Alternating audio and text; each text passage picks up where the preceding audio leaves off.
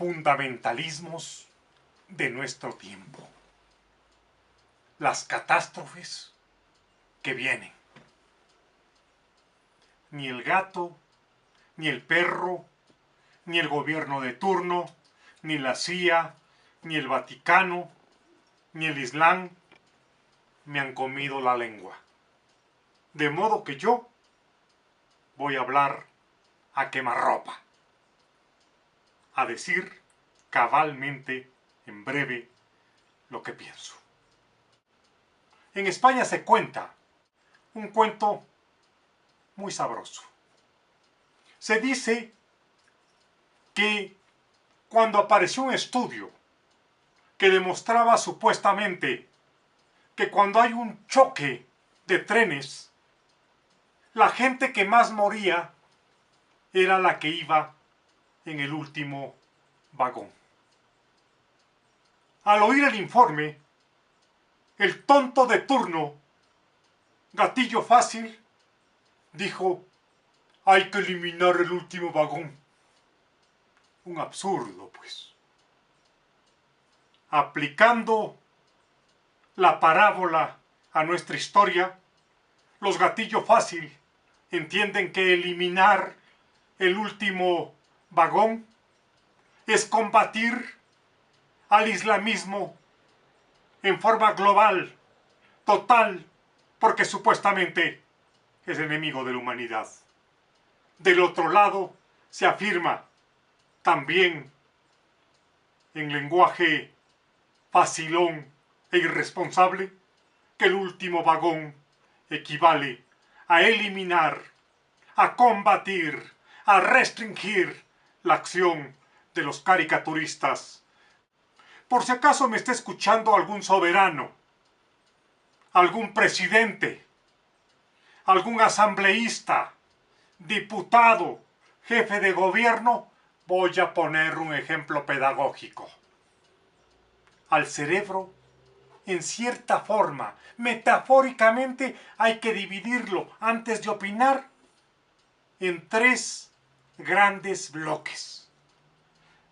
Con el primero, hay que leer la noticia en el contexto, la historia de la noticia, la intrahistoria de la misma. 2. Hay que preguntar quiénes cometieron el hecho, quiénes ejecutaron el hecho. El quiénes es importante. El tercer bloque del cerebro debe desembocar en lo más trascendente de todo. ¿Por qué se hizo eso? ¿Por qué se cometió una masacre? ¿Por qué se cometió un atentado? ¿Por qué se inició una guerra? Sucede que en Occidente, que entre los periodistas, que en el mundo musulmán también, se tiene temor a responder a los por qué. Un gran escritor que es libanés y que es francés, que comparte por igual ambas nacionalidades, Amin Maalouf, tiene un libro extraordinario que se llama Identidades asesinas. Maalouf es filósofo, es literato, es novelista, es pensador, es premio Príncipe de Asturias. Maalouf dice que la identidad no es, pues, un solo río, un solo canal, sino que tiene una cantidad de afluentes, entre los que podemos citar la lengua, la etnia, el territorio, la geografía, la religión, la memoria colectiva, la memoria oficial, las circunstancias y el espíritu de la época. Todo esto conforma una gran variedad de posibilidades que desembocan en las identidades múltiples que todos los seres humanos tenemos. A veces un factor es más importante que otro.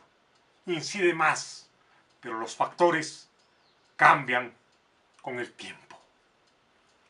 En Identidades asesinas, Malouf dice que el mundo occidental ha sabido, dice que el mundo occidental supo conformar la iglesia y la religión que necesitaba.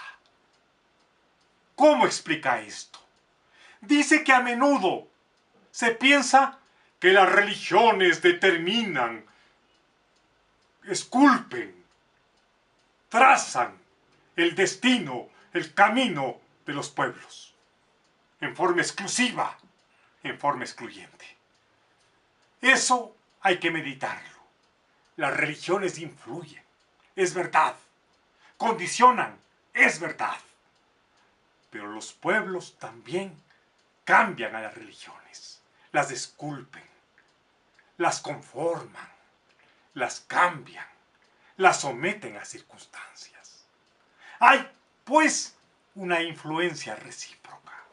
Al cristianismo, que una época fue una religión violenta, el cristianismo de las cruzadas, el cristianismo de las guerras, el cristianismo de la Inquisición, se lo fue cambiando por obra de la historia, por obra de la gente. El Renacimiento, la Ilustración, la Revolución Francesa, la Revolución Estadounidense e incluso la Revolución Socialista. Hasta el ateísmo ha metido su cuchara y su sazón en estos cambios. El islamismo no ha sido la religión del odio, de la guerra, de la muerte, de la venganza. Ha hecho importantes aportes a la humanidad en matemáticas, en astronomía, en medicina, en filosofía, en literatura, en arquitectura. El renacimiento del mundo puede explicarse desde varias vertientes a través de los aportes del islamismo. El islamismo que no puede, que no debe confundirse con el fanatismo. El fanatismo enceguece, nos hace que nos enamoremos perdidamente de verdades que en realidad son solamente suposiciones o creencias. ¿Qué ha sucedido, sin embargo, con el islamismo que ahora actúa violentamente? Que no ha descubierto en los últimos siglos dónde está la modernidad, que no ha trazado un puente con esa modernidad, que por lo mismo el occidente le ha superado y que por lo mismo en ciertos sectores se han creado resentimientos, ánimos de venganza, ánimos de vindicta. Pero esto no significa que el fanatismo sea patrimonio de todo el Islam, ni de todos los musulmanes, ni remotamente. Hay un fanatismo, de acuerdo, que tiene que ser tratado, que tiene que ser entendido, que tiene que ser combatido desde el Islam, pero también desde Occidente. Se dice con razón que una cosa es saber que creemos. Ese saber implica que la creencia puede o no ser real. Nos permite dudar, nos permite ser cartesianos, nos permite aplicar la lógica. Algo muy distinto es creer que sabemos, porque esa creencia desemboca inevitablemente en el fundamentalismo. Creer que sabemos es algo realmente peligroso. Un verso del Corán dice: merece el paraíso el hombre que hace reír a un amigo. Que así sea.